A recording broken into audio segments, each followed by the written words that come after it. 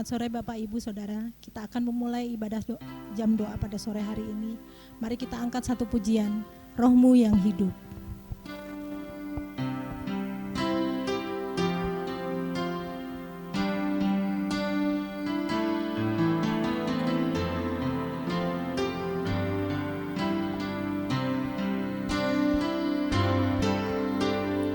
Rohmu yang hidup penuhiku, mengalir dalamku.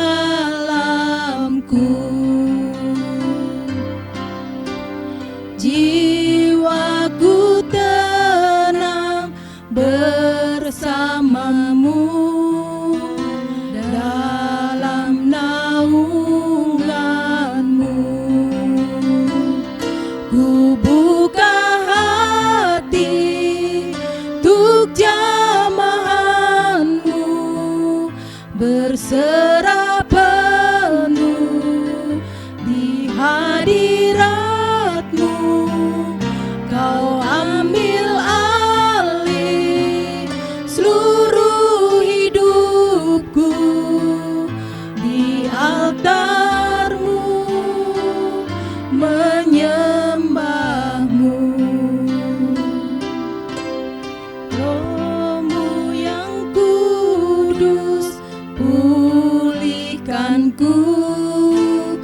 Engkaulah damaiku. Ku hidup oleh anugerah-Mu yang menyertaiku.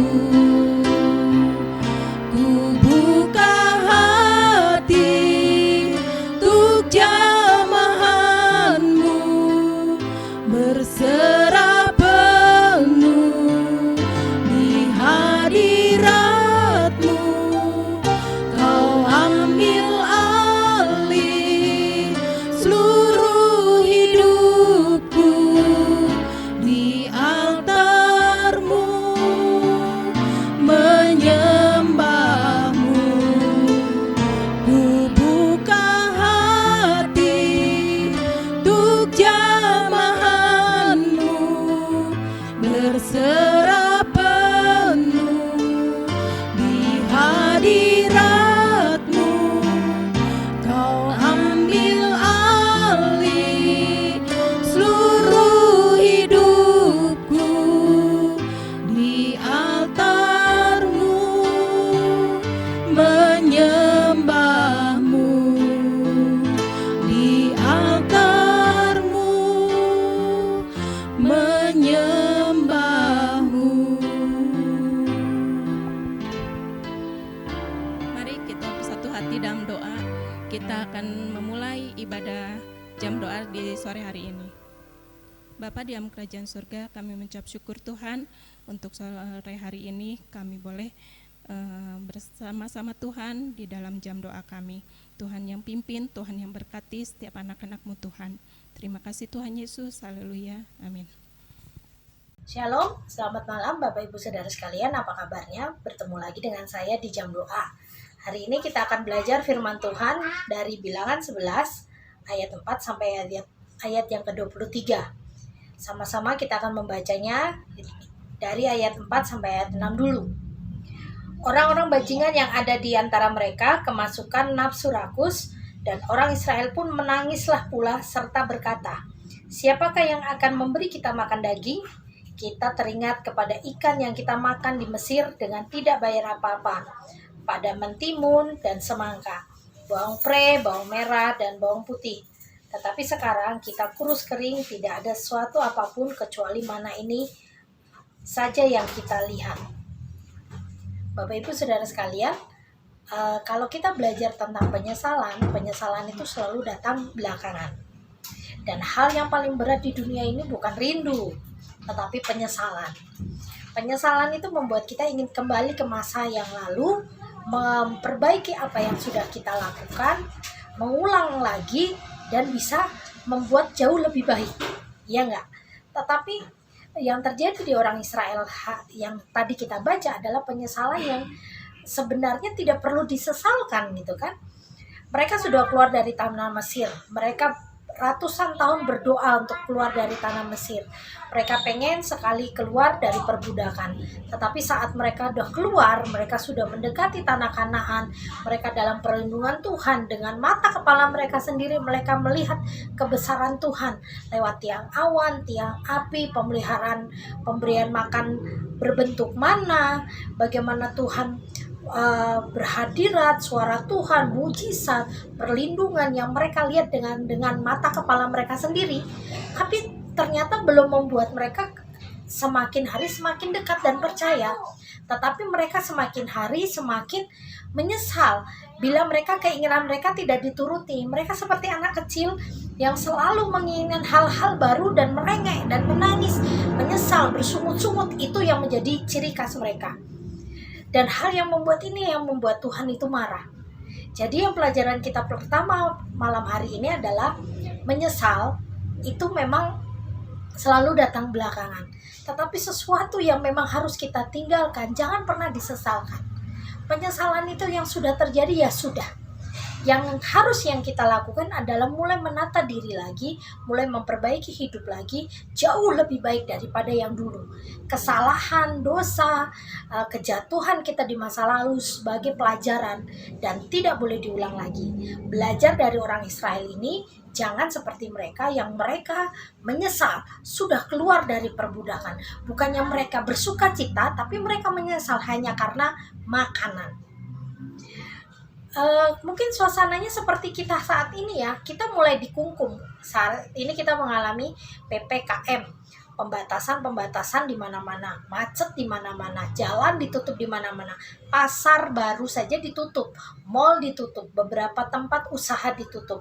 Ada beberapa orang yang berkata begini, kalau jalan ditutup, segala macam ditutup, cicilan kita bisa ditutup nggak dengan seperti itu? Itu kadang-kadang buat meme atau bercandaan. Tetapi harus diakui akhir-akhir ini banyak orang yang tawar hati, banyak orang yang mengeluarkan statement yang negatif, banyak orang yang berpikiran pendek dan meluapkan emosinya, meluapkan kekecewaannya di sosial media, dan itu sangat meracuni banyak orang. Kalau saya sendiri, kalau ada postingan seperti itu, saya tidak mau lihat. Saya akan scroll, saya nggak mau lihat, saya tidak mau masukkan ke hati. Karena hati saya milik saya harus menentukan apa yang saya dengar, apa yang saya rasa, apa yang saya lihat. Karena harus diakui, kalau kita mulai memakan setiap berita negatif dan meracuni hati, dan kekhawatiran itu merasuk sangat dalam, itu mengubah iman. Pertama kita berharap sama Tuhan, pertama kita kuat di dalam Tuhan, tapi lama-lama kita nggak punya kekuatan itu. Jadi Bapak Ibu Saudara sekalian, kita belajar dari orang Israel ini, kekuatan penyertaan Tuhan yang sangat terasa dalam hidup kita jangan pernah dilupakan hanya karena keinginan-keinginan kecil yang terkadang membuat kita mulai goyah. Kemarin saya membuat postingan satu kata-kata yang saya ambil dari seseorang yang saya anggap dia memang pandai sekali merangkai kata-kata bijaksana atau kata mutiara. Dia berkata begini, kalau sering kita menghadapi badai, kalau sering kita melewati topan, masakah kita tidak bisa kuat mengalami gerimis? Apakah kita harus goyah saat kita mengalami gerimis? Jadi saat ini Bapak Ibu Saudara sekalian, kalau kita punya keinginan yang menggebu-gebu, mulailah berdoa, mulailah dipikirkan kembali. Jangan beberapa orang yang sudah bertobat, sudah ikut jalan Tuhan, tapi hidupnya ternyata lebih susah hidup sama Tuhan. Waktu dia menjalani hidup penuh dosa, uangnya banyak, sepertinya segala macam mudah, tetapi kenapa ikut Tuhan jadi susah? Orang Israel kan mengalami seperti itu kan, hidup bersama Tuhan, melihat kebesaran Tuhan, malah hidupnya mereka susah. Bahkan mereka mengatakan tubuh kita kurus kering, kita hanya makan mana, hari-hari makan mana. Jadi mereka minta daging gitu kan. Hal-hal sepele seperti ini bisa dianggapkan cuma gerimis. Gerimis seperti ini mengapa begitu goyahnya iman mereka. Waktu mereka menghadapi perbudakan, cambukan, tekanan, himpitan, bahkan mereka nggak dianggap manusia. Badai yang begitu besar pun mereka masih bertahan. terus berdoa, terus mengetuk pintu kemurahan Tuhan. Tapi malah ingin gerimis kecil, hanya minta daging, tapi mereka mulai goyah iman mereka. Itu pelajaran pertama. Pelajaran yang kedua, saya akan bacakan dari ayat yang ke-21. Tetapi kata Musa, bangsa yang ada bersama aku ini berjumlah 600.000 orang berjalan kaki. Namun engkau berfirman, daging akan kuberikan kepada mereka, dan genap sebulan lamanya mereka akan memakannya.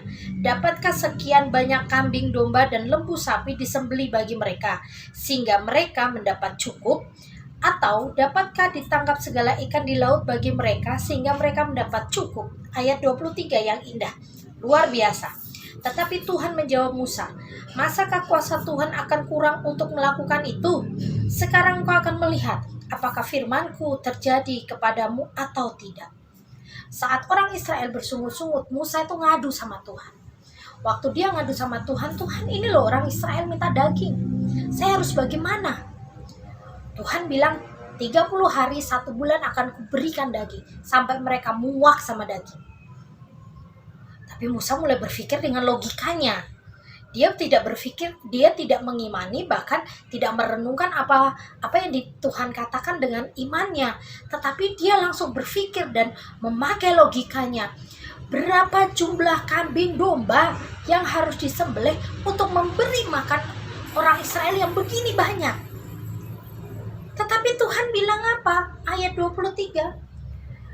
Masakah kuasa Tuhan akan kurang untuk melakukan itu? Musa yang bersama-sama Tuhan, yang dituntun, Musa sendiri dituntun Tuhan untuk menuliskan kitab Kejadian. Dari penciptaan dan segala macam bahan sekolah minggu yang kemarin, Musa sendiri dituntun Tuhan untuk menuliskan karya penciptaan. Masih meragukan kuasa Tuhan. Dia masih berpikiran dengan logika. Dia masih berpikiran dengan hitung-hitungan duniawi. Padahal dia sendiri sahabatnya Tuhan. Terkadang himpitan tekanan itu membuat manusia tidak beriman lagi. Tidak mulai mengandalkan Tuhan lagi. Tuhan itu menjadi solusi terakhir. Saat sudah semuanya dicoba, baru Tuhan dilibatkan. Musa melakukan hal yang sangat mengecewakan. Saat dia mulai meragukan kuasa Tuhan, Tuhan menjawabnya dengan seperti itu. Masakah aku tidak bisa melakukannya? Langit dan bumi aja Tuhan ciptakan. Tata surya, galaksi, semuanya Tuhan ciptakan. Untuk siapa? Untuk manusia. Hidup dan mati manusia pun Tuhan bisa pegang. Hari ini hidup, semenit kemudian mati pun Tuhan bisa. Keadaan kita hari ini yang dikungkung COVID, ke depan, belakang, kiri, kanan. Bagaimana ambulan itu sering lewat. Karena rumah dekat jalan raya, saya sering lihat sejam itu bisa 10, 15 ambulan lewat but-butan. Tuhan itu bisa mengubahkan segalanya. Masa hanya untuk memberi makan?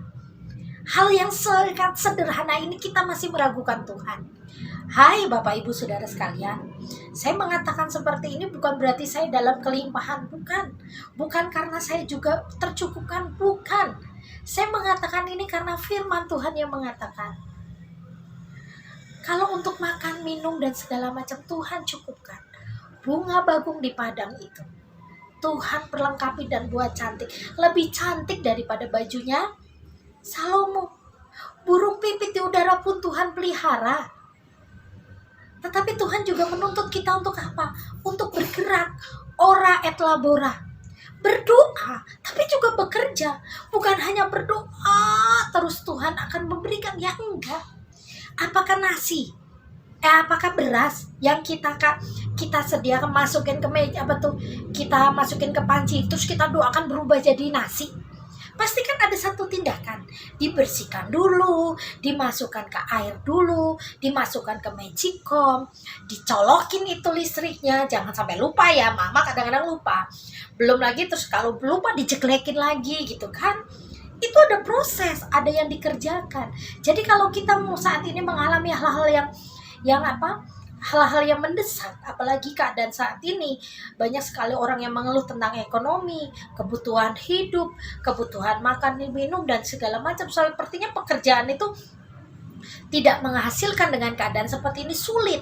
Saat kita ngomong sulit, kita sedang meracuni pekerjaan tangan kita sendiri. Tetapi saat kita bilang, Tuhan memberkati, Tuhan membuka jalan, Tuhan mencukupkan. Coba katakan ini terus menerus. Ini namanya afirmasi. Mengatakan hal yang positif dan mengimaninya. Hari ini saya masih bisa makan. Hari ini pasti saya bisa membayar rumah, membayar cicilan, membayar kebutuhan anak, membayar ABC. Tuhan pasti cukupkan, Tuhan ini. Kita bangun iman kita, tapi kita juga sambil bekerja. Makanya ayat 23 ini buat Bapak Ibu dan buat saya, buat kita semua. Masakah kuasa Tuhan akan kurang untuk melakukan itu? Sekarang engkau akan melihat apakah firman-Ku terjadi kepadamu atau tidak. Sekarang kita akan dituntut Tuhan, dituntun Tuhan, diperlihatkan kuasa-Nya dalam setiap himpitan. Seperti pelangi sehabis hujan, gitu kan? Itulah janji setiamu Tuhan, di balik dukaku telah menanti harta yang tak ternilai dan abadi. Semangat Bapak Ibu Saudara sekalian. Percayalah bahwa pemeliharaan Tuhan itu luar biasa. Jangan pernah meragukan kuasa Tuhan.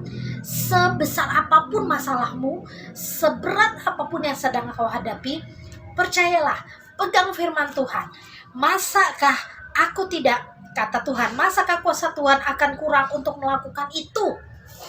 Ayat 23 ini ditandai dan terus dikatakan bahwa Tuhan itu sanggup. Dia sanggup menolongmu, Dia sanggup mengangkatmu, Tuhan sanggup memulihkanmu, Tuhan sanggup membuat kita semakin hari semakin luar biasa di dalam Tuhan. Bangun ucapan positif, pikiran yang positif, lakukan dengan apa? Dengan senang hati, karena hati yang gembira adalah obat yang manjur. Jadi bukannya untuk sakit penyakit saja, tapi untuk semuanya. Saat kita bergembira, saat kita tersenyum, saat kita membangun relasi yang baik dengan Tuhan dan relasi yang baik dengan sesama, kita pun akan mendapatkan feedback positif buat diri kita sendiri. Jadi hari ini kita belajar 2. Penyesalan itu selalu datang belakangan. Tetapi apa yang sudah terjadi di belakang tidak boleh kita sesali lagi. Kita mulai move on bersama Tuhan, berjalan bersama Tuhan. Yang kedua, kita percaya saat kita berjalan sama Tuhan, Tuhan sanggup berkati kita, sanggup cukupkan kita, asal kita berjalan bersamanya, berjalan dengan kebenaran, berjalan dengan Tuhan sesuai dengan firman-Nya, jangan sesuai dengan keinginan kita. Libatkan Tuhan dalam segala perkara. Belajarlah untuk terus tekun di dalam Tuhan. Jangan pernah menyerah, karena kalau Anda menyerah hari ini, Anda tidak akan melihat kuasa Tuhan yang akan Tuhan tunjukkan di depan nanti. Mari kita tutup Alkitab kita berdoa. Bapak Ibu Saudara sekalian, mari kita berdoa. Mari kita naikkan syukur kita di hadapan Tuhan. Katakan pada Tuhan keinginan Bapak Ibu Saudara sekalian saat ini. Nyatakan kekhawatiranmu di hadapan Tuhan. Mari sama-sama katakan kekhawatiranmu di dalam Tuhan. Tuhan Yesus yang baik, kami percaya bahwa firman-Mu itu ya dan amin. Dan saat ini kami mengangkat tangan kami di hadapan-Mu, memohon Tuhan menolong dan mengangkat kami dalam setiap kekhawatiran hidup kami, setiap sesuatu yang kami doakan dan kami gumuli. Kami percaya Tuhan angkat dan Tuhan berkati kami. Setiap beban dalam hidup kami Tuhan angkat. Setiap sakit penyakit kami Tuhan pulihkan, Tuhan sembuhkan. Setiap yang kami hadapi terlalu sulit, Tuhan pasti buka jalan. Tuhan ingatkan kami terus akan firman-Mu, tentang janji-Mu, bahwa Kau selalu memberkati dan mengangkat kami. Terima kasih Tuhan Yesus. Engkau sangat baik, terlalu baik, dan selalu baik. Terima kasih Tuhan. Dan hanya di dalam nama Tuhan Yesus Kristus kami percaya berdoa. Haleluya. Amin. Selamat malam. Tuhan Yesus memberkati.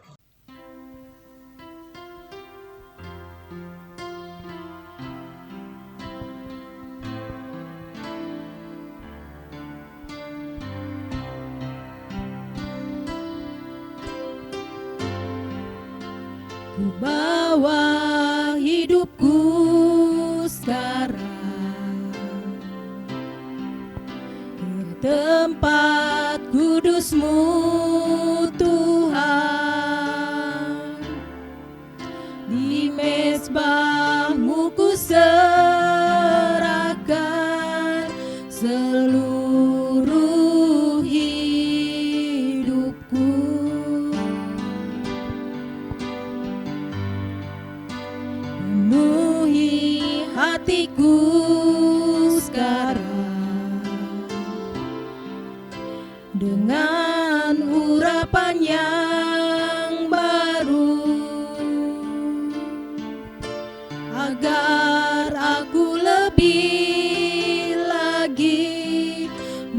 mendengar suara-Mu.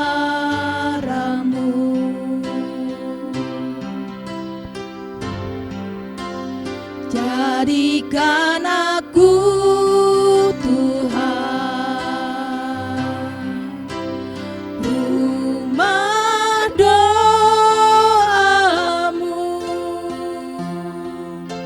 agar semua suku bangsa datang menyembah-Mu. Jadikan aku Tuhan rumah doa-Mu, agar semua suku bangsa datang menyembah-Mu.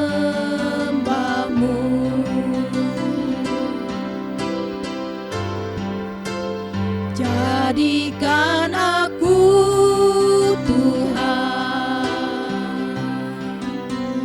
rumah doa-Mu,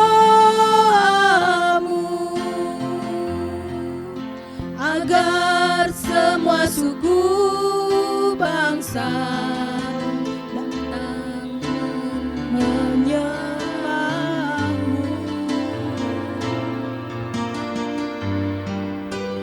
Jadikan aku Tuhan rumah doa-Mu, agar semua suku